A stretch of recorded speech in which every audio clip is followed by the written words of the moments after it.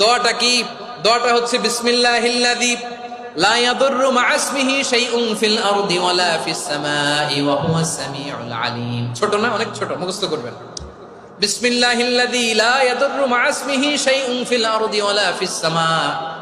ওই আল্লাহর নাম নিচ্ছি যে আল্লাহর নামের বরকতে আকাশ জমিনের কোনো কিছু কারো কোনো ক্ষতি সাধন করতে পারে না।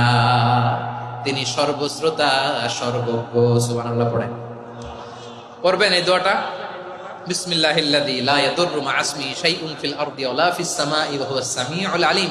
ফজরের পরে 3 বার, মাগরিবের পরে 3 বার যদি কেউ পড়ে, প্রোটেক্টেড, যে কোনো হঠাৎ বিপদ থেকে প্রোটেক্টেড।